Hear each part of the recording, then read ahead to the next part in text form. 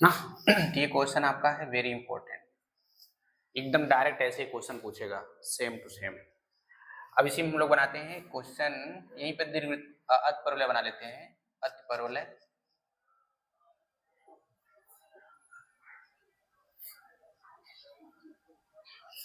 की अविलंब है तो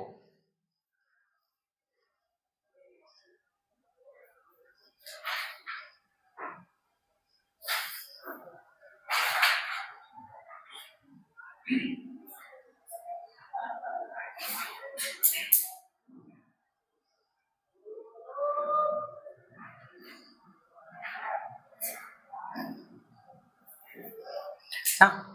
ये क्वेश्चन है कि यदि सरल रेखा Lx plus My plus n बराबर 0 अतपरवलय की अविलंब है तो ना, अब कौन सा होगा।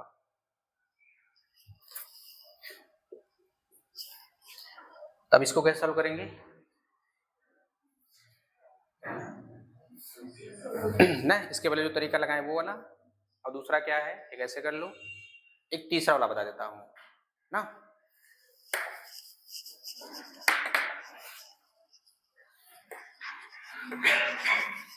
लेकिन एग्जाम वगैरह में ना ऐसे ही लगाना ना, ये जो कंडीशन है इस कंडीशन के थ्रू ही लगाइएगा।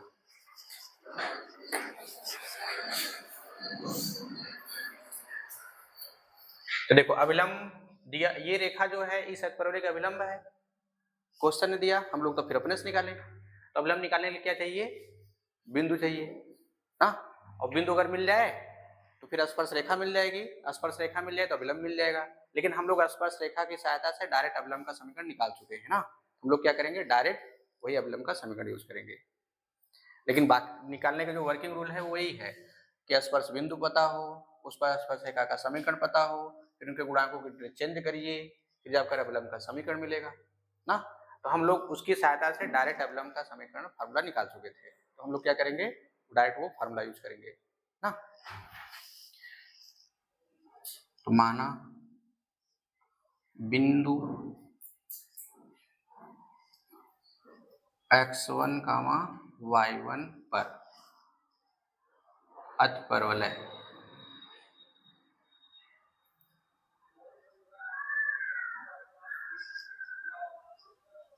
एक्स स्क्वायर अपान ए square Y square upon B square बराबर 1 की अविलंब,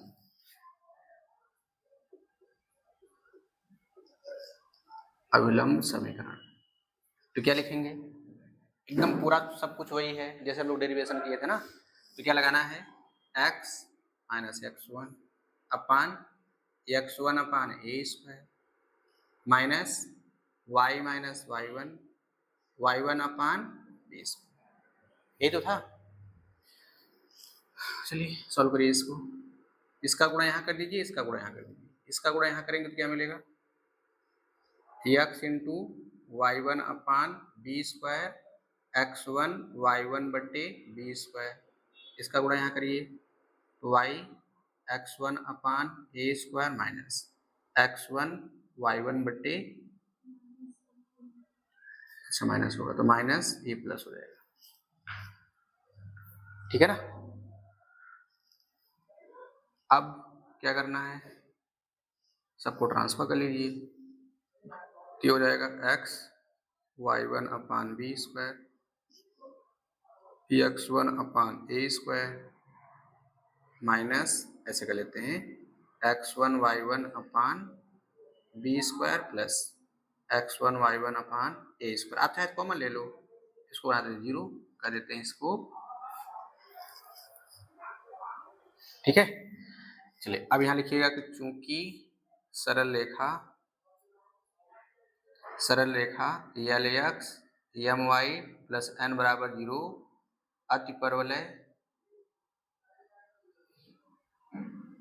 अतिपरवलय इसको 2 बनाइए, इसको 1 दे देते हैं, अतिपरवलय 1 की अविलंब है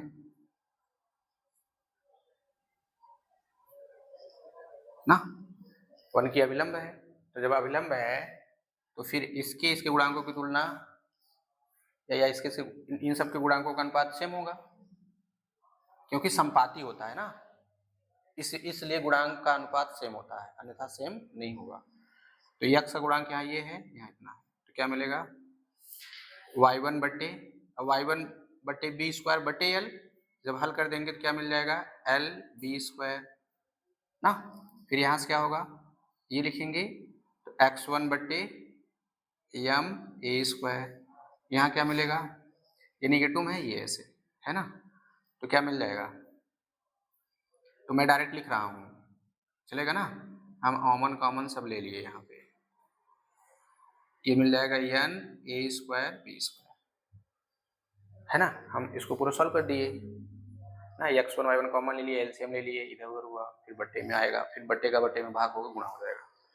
अब क्या करना है, अब यहाँ से x1 y1 माने हो ना, इसकी वैल्यू चाहिए, इसको इसके बराबर कर लीजिए।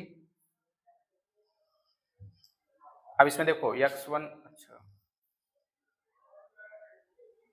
चलिए इसको इसके बराबर करिए, तो क्या मिलेगा, जब y1 बट्टे एल बी स्क्वायर बराबर माइनस x1 y1 ए स्क्वायर बी स्क्वायर बट्टे N A square B square, y1 से y1 कैंसिल हो जाएगा, बी स्क्वायर से बी स्क्वायर कैंसिल होगा, x1 की वैल्यू क्या मिलेगी, x1 की वैल्यू क्या आ जाएगी, इसका गुणा यहाँ करिए, इसको उठा के यहाँ लाइए ना, x1 बराबर, तो इसका गुणा यहाँ करेंगे तो क्या मिल जाएगा एन ए स्क्वायर, सही है, और फिर इसका गुणा यहाँ करेंगे तो मिल जाएगा L A square plus B square है ना। और देखो यहाँ पे बस, तो यही ऑप्शन सही होगा, है कि नहीं, देखो थोड़ा कुछ मिलता जुलता है ना। एंड अब इसको बराबर करिए इसके, तो x1 बट्टे m a square minus x1 y1 A square plus B square बट्टे N A square B square, इससे कैंसिल होगा, ये इससे कैंसिल हो जाएगा, एन बी स्क्वायर बटे एम, तो y1 की वैल्यू क्या आएगी एन बी स्क्वायर बट्टे, इसका गुणा यहाँ होगा तो एम ए स्क्वायर प्लस ना। अब तो ये तो केवल वैल्यू निकल कर आ गई, तो यूज कहाँ करेंगे ना। तो अब क्या है कि ये जो पॉइंट है आज परवलय पर स्थित है, ये पॉइंट इसको संतुष्ट करेगा ना, या लिखना क्योंकि बिंदु x1 y1 अति परवलय एक्स स्क्वायर अपान ए square minus y square upon B square बराबर 1 पर स्थित है, इसलिए क्या लिखेंगे x1 स्क्वायर अपान ए square minus y1 square upon B square बराबर 1, सही बात है ना। अब ये सब वैल्यू उठा के यहाँ रखिए, इसको ऐसे लिखें 1 अपान ए स्क्वायर साइड कर लिए ना, तो क्या है x1 स्क्वायर, x1 ये है, तो वर्क करेंगे तो क्या मिल जाएगा, डायरेक्ट करें तो एन स्क्वायर ए पावर 4 बट्टे एल स्क्वायर ए स्क्वायर प्लस बी स्क्वायर का होल स्क्वायर, सही है ना। यहाँ पे क्या लिखेंगे 1 अपान बी स्क्वायर लिख दो, y1 स्क्वायर यानी ये, तो वर्क करेंगे पॉजिटिव हो जाएगा, तो एन स्क्वायर बी पावर 4 बट्टे एम स्क्वायर ए स्क्वायर प्लस बी स्क्वायर का स्क्वायर बराबर 1। अब देखिए इससे कैंसिल होगा, यहाँ से कैंसिल होगा, कुछ कॉमन दिख रहा है,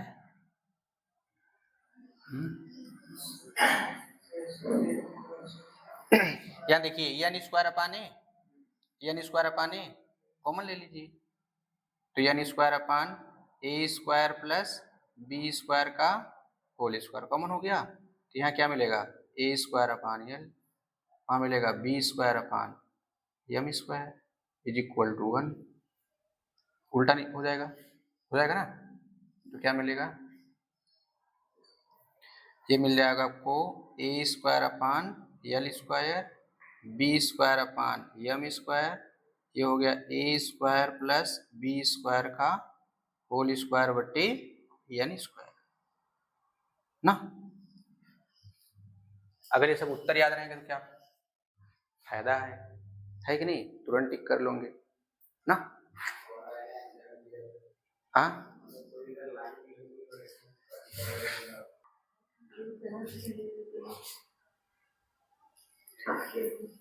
चलिए, इसमें क्या कहा, इंपॉर्टेंट क्वेश्चन है ना। यदि अतिपरवलय एक्स स्क्वायर अपान ए square minus y square upon B square पर स्थित किसी बिंदु पर खींचे गए अवलंब,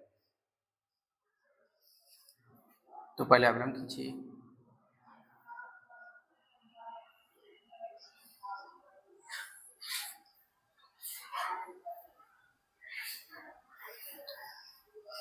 अवलंब खींचना है, कैसे खींचना होगा, तो पहले आप स्पर्शी खींचिए ना। और मूल बिंदु कहाँ है, ये होगा ना, तो स्पर्शी से खींच लो। खींच लिए, ये क्या हो गया, टेंजेंट हो गया। तो नॉर्मल कहाँ होगा, ऐसे ही तो होगा। चलो ये इसका क्या हो गया, नॉर्मल। अगर पॉइंट इसका नाम देना चाहो तो भी दे लो।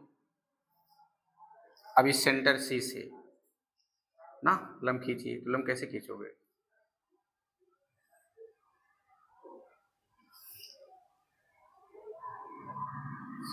हो गया कि नहीं, ये नॉर्मल हो गया ना। और ये क्या, टेंजेंसी हो गई, सेंटर पर लंब हो गया। कहाँ मिलता है, और क्या पूछा है, आर का बिंदुपथ बताओ। तो बिंदुपथ के लिए एच का ये देख लो, ये जो पॉइंट है ना, पॉइंट ये देखो अविलंब है, अविलंब ना, ये है अविलंब किसका, अतिपरवलय का। और इस अविलंब पर ये लंब है कि नहीं। और ये लंब कहां से होकर जाता है, 0 0 से। यहां देखो क्या बोला है, पर केंद्र से, केंद्र मतलब अतिपरवलय का केंद्र। अतिपरवलय का केंद्र क्या होता है, मूल बिंदु। द्विवृत्त का केंद्र मूल बिंदु है ना। ये तो अच्छा, ये जो आर पर मिलता है, इस ये सी से इस अविलंब पर खींचा गया लंब, देखो लंब अलग चीज है, अविलंब अलग है ना। अविलंब क्या है, स्पर्श रेखा पर लंब रेखा। और लंब क्या है, किसी रेखा पर लंब के लिए कैसे निकालते हैं, उनके गुणांकों को इंटरचेंज करके ना। तो ये अविलंब है, इस अविलंब पर ये लंब रेखा है। तो पहले हम लोग अविलंब का समीकरण निकाल लें, फिर उनके गुणांकों को इंटरचेंज करके लंब रेखा निकाल लेंगे। और वो लंब रेखा कहाँ जाती है, तो लैम्डा की वैल्यू आ जाएगी, है ना। जब लैम्डा की वैल्यू आ जाएगी, हम लोग फिर से रख देंगे, लंब रेखा का समीकरण आ जाएगा। तो हम लोग यहाँ पर पैरामीटर लेते हैं, ए सेक थीटा और बी टेन थीटा, चलेगा। किसी बिंदु तो कोई ले लो, जो मर्जी करे, प्रवणता टाइप में ले लो, प्राचल के रूप में ले लो, x1 x2 ले लो, जो मर्जी करे, वैल्यू सबसे सेम आएगा। बस कैलकुलेशन किसी छोटा किसी से कम हो जाएगा। तो अब ये देखो, ये जो r है, r यानी जिस पर ये लंब रेखा और अविलंब जहां मिल रहे हैं, उसका नाम दिया गया r। अब इसी का बिंदु पर पूछ रहा है, बिंदु पर निकालने के लिए क्या वर्किंग रूल है, हम लोग उसका पॉइंट ले लेंगे h, k, यानी ये वाला पॉइंट इसको भी संतुष्ट करेगा, ये वाला पॉइंट इस अविलंब रेखा को भी संतुष्ट करेगा, है ना। तो क्या किया जाए, चलो ये है इसका सॉल्यूशन। तो अतिपरवलय, अतिपरवलय एक्स स्क्वायर अपान ए square Y square upon B square बराबर 1 पर बिंदु a sec theta b tan theta पर लंब रेखा, पर लंब रेखा नहीं, अभिलंब का समीकरण, अभिलंब का समीकरण क्या होता था, ए एक्स साइन थीटा साइन में हाँ अजपरवलय 3-4 रूप बताए थे, एक tan में रूप बताए थे, कोई भी रख देना कोई दिक्कत नहीं है। एक tan वो साइन वाला बताइए, ax b y is equal to a square plus हाँ a square plus b square tan theta ना, कुछ भी रख देना कोई भी ले लो कोई दिक्कत नहीं है। दिक्कत हो रहा है, कुछ भी ले लो, सब तो बनाए थे बस उसी को चेंज करके ये सब पाए थे ना। अब जैसे मर्जी करे वैसे बना लो, किसी प्रकार का कोई गड़बड़ी नहीं होगा, कैलकुलेशन फिर आपको करना ही है। अब देखो ये रेखा कौन सी आ गई, ये वाली, ये हो गई रेखा 1 हो गया। अब देखो इस रेखा पर देखो प्रतिच्छेद बिंदु कब मिलेगा, जब ये रेखा मिले। ये रेखा क्या है, लंब रेखा है, किस पर, अभिलंब पर, यानी इस पर लंब रेखा का समीकरण निकालिए ना। तो पर लंब रेखा का समीकरण, इस अजपरवलय के अभिलंब पर मूल बिंदु से लंब है, इस लंब रेखा का समीकरण निकालो। तो जब लंब और अभिलंब मिले थे तभी वहीं आर बना था ना। और यहाँ देख लीजिए आर क्या है, इस अभिलंब पर स्थित है, इसको संतुष्ट करेगा, अभी हम लोग आगे लिखेंगे। यहाँ एच यहाँ के, इसमें बच क्या रहा है, जो माना गया है वो क्या माना गया है, केवल थीटा, यही हटाना है। अगर हट गया तो बढ़िया, एकदम इस कट खत्म हो जाए। अगर वैल्यू आ गई तो उसको हम लोग क्या करेंगे, पुटअप कर देंगे। समीकरण हल मतलब पूरा हल करते चलो, कट के हट जाए, दिखबे नहीं करे। और या तो फिर किसी चीज की वैल्यू आ जाए, फिर वो उठाकर हम लोग रख देंगे समीकरण में। या तो थीटा की वैल्यू आ जाए, या तो फिर साइन थीटा टेन से डायरेक्ट आ जाए, यहाँ उठाकर रख देंगे। और या तो हल करते करते कैंसिल हो जाए, ये होता है ना। पर लंब रेखा का समीकरण निकालिए, तो गुणांक को क्या करते हैं, चेंज करते हैं। x के स्थान पे क्या लिखते हैं, x के स्थान पे y, और y के स्थान पे बराबर लैम्डा ना, जो कि 0 0 जाता है।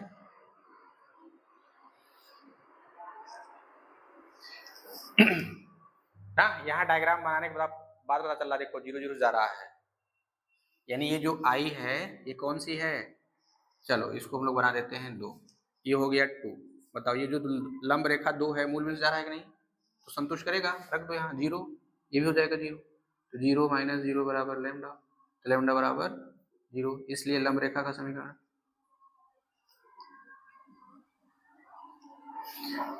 ये खत्म। तो y a sine theta minus bx बराबर 0 ना। यहाँ मान लेते हैं, माना इसको 3 बना लीजिए ना, माना लंब रेखा माना अभिलंब रेखा, माना अभिलंब रेखा 1 व लंब रेखा 3 का प्रतिच्छेद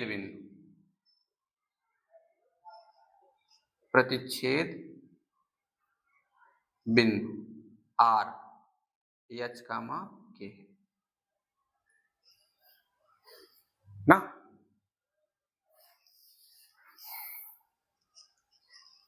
R H, K है, चलो इधर हेल्प करता हूं। तो अगर ये R H, K है तो ये पॉइंट इस पर भी होगा, ये पॉइंट इस पर भी होगा ना। तो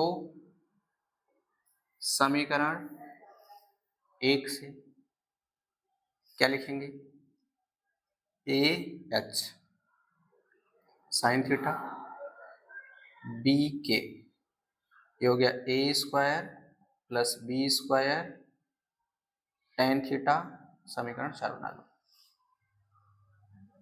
ना। तथा समीकरण 3 ना, 3 से क्या होगा, के ए साइन थीटा माइनस ना, सही है। y के स्थान पे क्या रखेंगे, k रखेंगे। अच्छा यहाँ देखो ये साइन थीटा की वैल्यू निकल जाएगी, है कि नहीं? तो साइन थीटा बराबर क्या आएगा, तो के ए साइन थीटा बराबर बी एच, तो साइन थीटा बराबर बी एच बट्टे ए के। ये देखो साइन थीटा की वैल्यू यहाँ रखा जाएगा ना, यहाँ पे टेन थीटा निकाल लो काम हो जाए। तो पाइथागोरस प्रमेय से निकाल लीजिए। हाँ तो टेन थीटा बराबर क्या आएगा पाइथागोरस प्रमेय से, ये हो जाएगा लंब बट्टे कर्ण ना, तो क्या मिलेगा लंब बट्टे आधा, ये हो जाएगा ए स्क्वायर के square B square H square, सही है ना। अब क्या करें, साइन थीटा व टेन थीटा का मान समीकरण 1 में रखने पर, यहाँ समीकरण 4 में ना, यहाँ लिखिएगा कि साइन थीटा व टेन थीटा का मान समीकरण 4 में रखने पर, रखिए तो क्या मिलेगा, ये हो गया ए एच ना, साइन थीटा की वैल्यू ये बी एच बट्टे ए के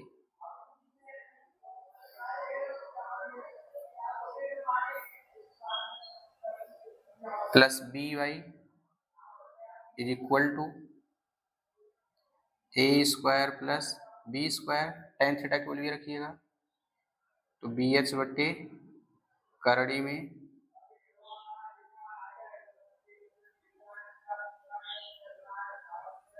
करड़ी में क्या हो जाएगा ए स्क्वायर के square minus B square H square ना। अब क्या कर दें, अच्छा कैंसिल हो जाएगा ना, ये कैंसिल हो जाएगा, ये क्या मिल गया बी एच का स्क्वायर, एलसीएम भी ले रहे हैं ना, तो हो जाएगा कितना बी के, लेकिन वाई कहाँ से आ गया, वाई नहीं आना चाहिए ना, के है यहाँ पे, हो जाएगा बी के स्क्वायर। अच्छा यहाँ बट्टे के आएगा, हम के को यहाँ कर देते हैं, चलेगा, एलसीएम उलसीएम लिए यहाँ रख दिए, तो क्या मिल जाएगा ए square plus B square b H k, और बट्टे करड़ी में ए स्क्वायर के square minus B square H square ना। अच्छा करणी तो है नहीं इन सब में, तो क्या किया जाए,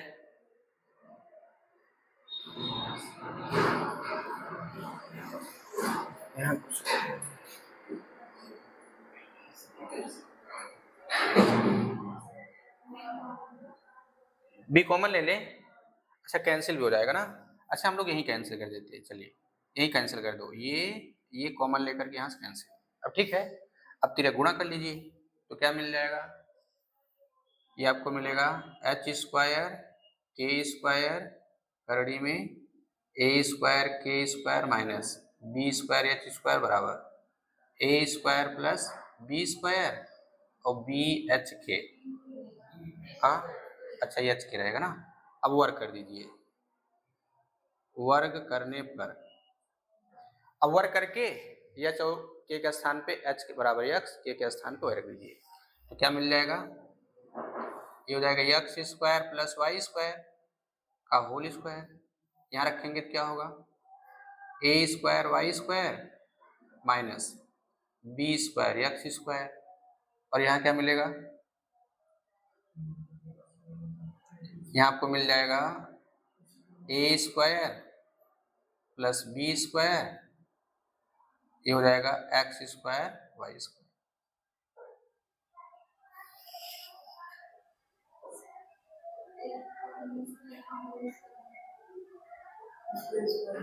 अच्छा ये भी स्क्वायर रहेगा ना, ठीक है, कोई मिल रहा है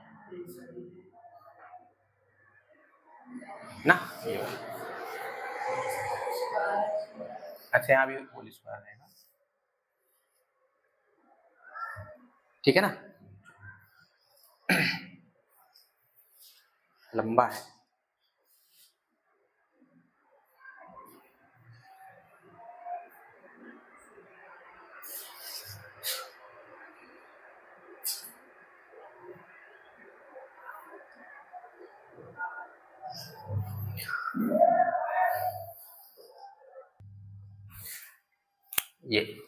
ये क्वेश्चन आपका राजस्थान में पूछा हुआ है,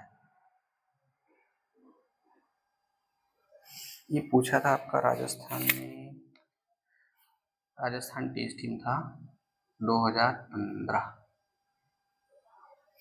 सेम टू सेम ये क्वेश्चन। हाँ, इधर भी आ सकता है, चलिए हम लोग इसका सलूशन करते हैं।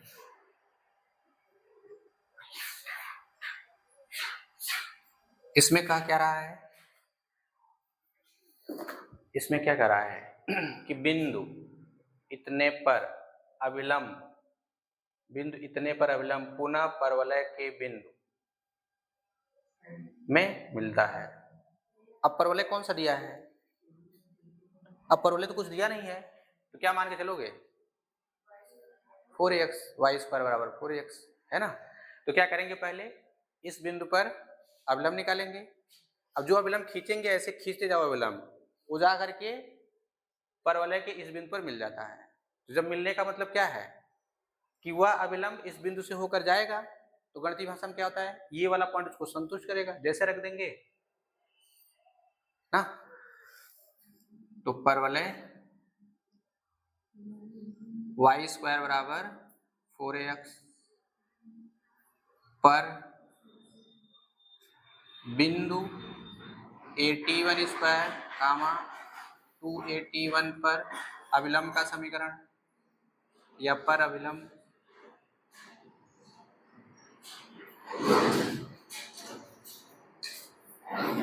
अब क्या होगा इसका अभिलंब समीकरण, इसका अभिलंब समीकरण क्या होगा, इसमें देख लो आपने सब कुछ माना है, क्या क्या माने हो।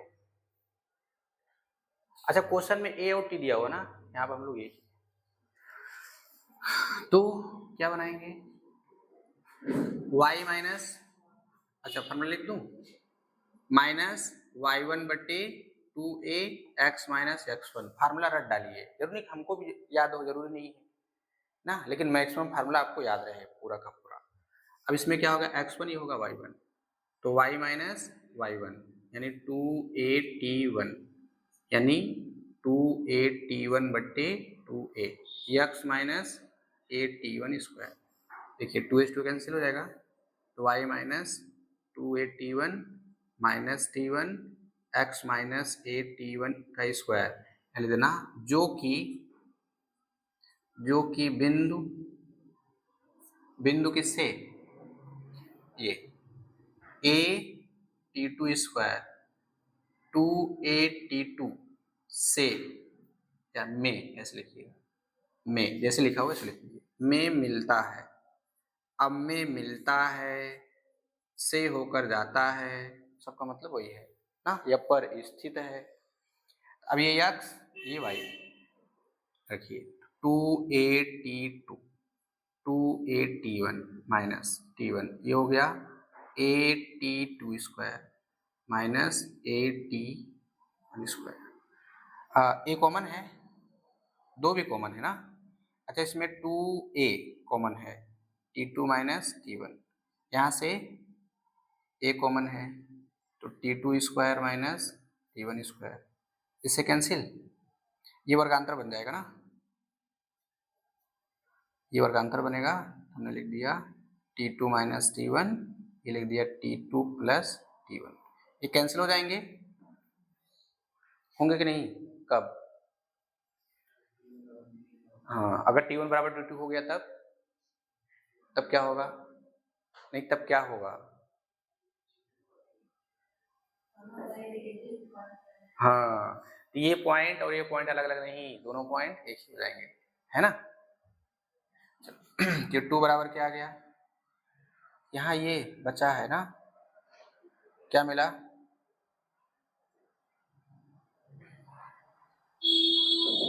है कि नहीं, इससे इधर कर दें, हाँ इधर कर दो। ये क्या मिल जाएगा, ये आपको मिल जाएगा -2/T1 बराबर T2 + T1, है कि नहीं। लेकिन वहां क्या निकालना है, T2 को जो निकालना है ना। अच्छा अगर T1 निकालेंगे तब, T1 निकालेंगे तब, चलिए पहले T2 निकालिए, T2 इसको ट्रांसफर करिए तो आ जाएगा, और T1 निकालें तब थर्ड वाला ऑप्शन हो जाएगा, नहीं होगा। ट्रांसफर करिए, इसको ऐसे ट्रांसफर करेंगे ना, मिला लो ना, लेकिन तनिक से गड़बड़ है कि नहीं ना। है ना बढ़िया क्वेश्चन, ये एकदम सेम टू सेम पूछता है, उत्तर याद रख लो।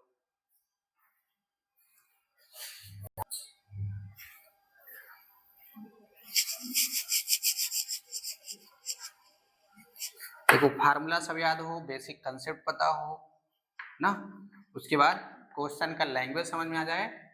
इसमें ऑप्शन कौन सा था, फर्स्ट वाला ना। क्वेश्चन का लैंग्वेज समझ में आ जाए तो क्वेश्चन आप आसानी से हल कर लेंगे। हाँ स्पीड थोड़ा आपका कैलकुलेशन वाली और हाथ की चलने वाली ना, दोनों एकदम बराबर लय में चले। चलिए नेक्स्ट क्वेश्चन ये है कि फाई पर खींचे गए अभिलंब और सीपी के बीच के कोण की स्पर्शज्या। अब सी क्या है, लेकिन किस पर खींच रहे हैं,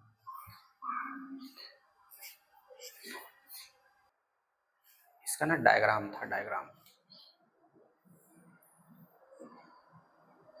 अब पता चल गया क्या है। ये हो गया सी, ये हो गया पी ना, बस कहानी खत्म। हाँ फाई पर खींचे गए अभिलंब और सीपी के बीच के कोण की स्पर्शज्या तथा इसका महत्तम मान होगा। फाई पर खींचे गए अभिलंब यानी ये दीर्घवृत्त है, पर खींचे गए अभिलंब सीपी, सीपी का मतलब क्या है, यही है क्वेश्चन के अकॉर्डिंग। फाई मतलब क्या,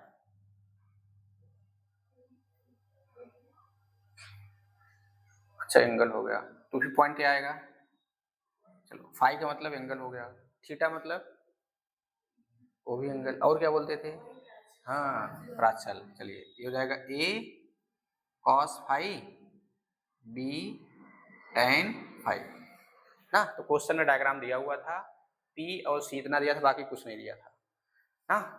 तो फाई पर खींचे गए अभिलंब, तो फाई पर अभिलंब आप तब खींच पाएंगे जब आप स्पर्शी खींच पाओ। स्पर्शी हो गई, अब इस पर नॉर्मल ऐसे खींचिए, इसका नॉर्मल क्या आएगा, इसका normal A X cos theta minus B Y sine theta बराबर A square minus B square sine theta cos theta, है ना।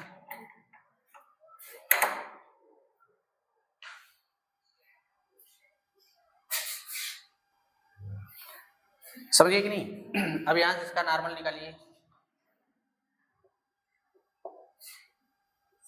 लो डायग्राम तो कंप्लीट हो गया। अच्छा इसको पीछे बढ़ा सकते हैं ना। अच्छा इसके बाद बोला क्या है, अभिलंब, ये देखो अभिलंब हो गया, और ये सीपी ये हो गया, इनके बीच का एंगल, क्या करेंगे इसको पीछे बढ़ाएं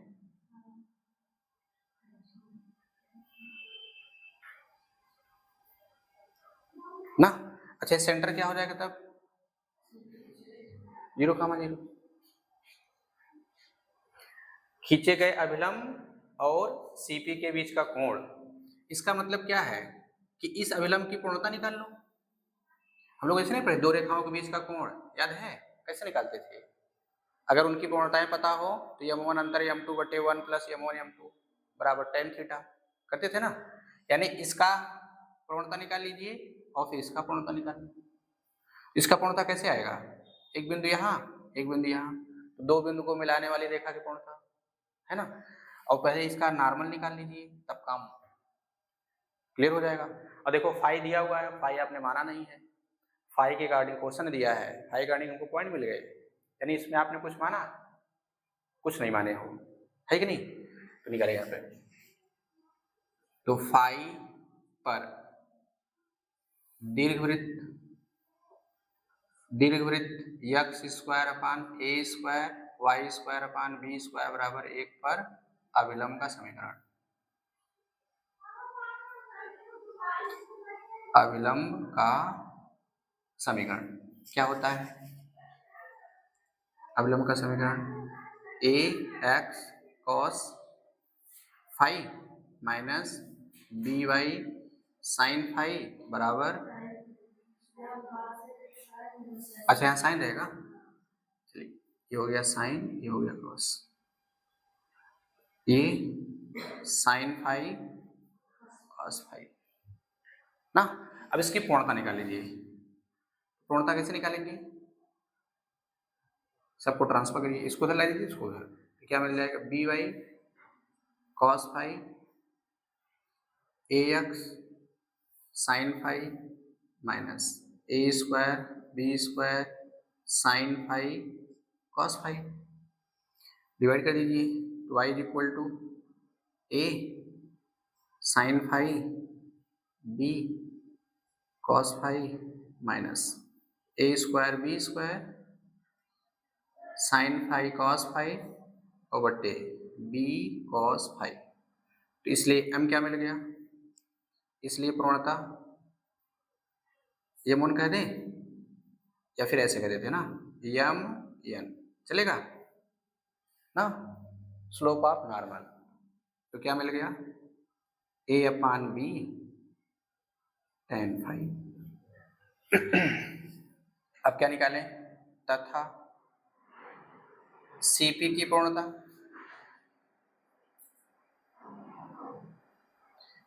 इसका नाम देते हैं यम यम सीपी ना, चलो ऐसे, अच्छा इसको ऐसे लिख दो, 1 2 लिखो, दो बिंदु को मिलाने वाले पूर्णता, सी से शुरू पी पे खत्म, तो पी वाला दूसरा सी वाला पहला, तो y2 minus y1 B tan phi minus 0 बट्टी, हाँ वहाँ पे cos phi B sin phi, यहाँ अच्छा ये sine phi,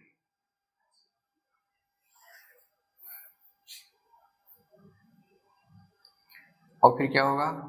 a cos phi minus 0, तो क्या आ गया? b अपान ए tan फाई, मिल गया। अब क्या लिखेंगे? अब लिखेंगे कि अविलंब और सीपी के बीच का कोण मान लो क्या है ना, तो इसलिए अविलंब व सीपी के बीच का कोण tan थीटा, फार्मूला m1 अंतर m2 बटे 1 प्लस m1 m2। अब किसमें कौन सा घटाएंगे, कौन ज्यादा कौन कम होगा? वैसे देखो कौन ज्यादा कौन कम होगा पता है? देखो फाई तो फिक्स होगा, वो तो चेंज होगा नहीं, यहाँ देखो दोनों सेम है, ए अगर ज्यादा होगा वैसे ये ज्यादा ही होगा, भाग करेंगे कम हो जाएगा, और देखो बी कम है भाग करेंगे ज्यादा हो, यानी ये ज्यादा है ये कम है ना, तो क्या मिलेगा यहाँ से? ए अपान बी tan फाई बी अपान ए tan फाई बटे 1 प्लस गुणा होगा, क्या जाएगा? tan स्क्वायर, है कि नहीं? ई का होगा खत्म, नहीं खत्म होगा, चलो ये हो गया tan फाई, तो क्या मिल जाएगा? ए स्क्वायर माइनस बी स्क्वायर बटे ए बी, और ये क्या हो गया? सेक स्क्वायर फाई ना, तो क्या मिलेगा?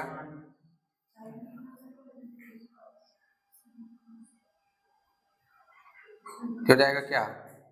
साइन फाई कास फाई, ये मिलेगा ना, ए स्क्वायर माइनस बी स्क्वायर बटे ए बी, दो से गुणा भाग कर दें, ए स्क्वायर माइनस बी स्क्वायर बटे, ये ऐसे लिख देता हूँ, ये आपका बन जाएगा 2 सही है। तो इनके बीच का एंगल कितना आ गया? ओहो, स्पर्शज्या पूछा है ना, स्पर्शज्या क्या मिल गया? अरे इधर भी है और इधर भी है, या तो ए या तो सी ना, ये वाली कहानी खत्म ना। डी में भी हो सकता है कि नहीं? चलो ये तो हो गया। अब उसके बाद क्या पूछा है? तथा इसका महत्तम मान, इसका महत्तम मान माने ये स्पर्शज्या का महत्तम मान। अब ये tan थीटा किस पर डिपेंड कर रहा है? देखो ए फिक्स होगा, बी भी फिक्स होगा, चेंज कौन हो सकता है? फाई, एंगल कम ज्यादा हो सकता है ना। तो इसकी अधिकतम वैल्यू कितनी होती है? -1/7। इसकी अधिकतम वैल्यू कितनी होती है साइन की, और न्यूनतम वैल्यू?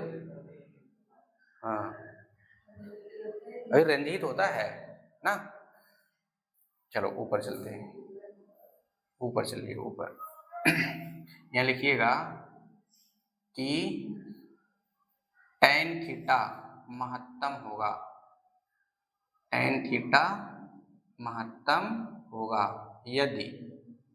यदि साइन 2 बराबर 1। कैसे कर दो? साइन 2 महत्तम होगा ना, यदि साइन 2 महत्तम होगा ना, अर्थात अगर महत्तम होगा तो कितना होगा? अगर महत्तम होगा तो कितना होगा? 1। तो 2 बराबर कितना? 90 ना। तो 5 बराबर कितना आ गया? 5/4। तो अब ये जो साइन 2 की वैल्यू 1 है, उठा के यहाँ रखिए। तो इसलिए tan थीटा कितना मिला? tan थीटा बराबर a² - b², यह जाएगा 2ab। तो कब आया ये कब आया? जब फाई की वैल्यू π/4 हुई। चलो ये वाला मिल रहा है ए और बी में, तो ये भी मिल रहा है ना। अच्छा यहाँ मिल रहा है, यहाँ भी, लेकिन π/4 है, ये वाला ऑप्शन है ना, ये वाला गलत हो जाएगा। ठीक है, तो बी, ए बी और डी गलत हो गए ना।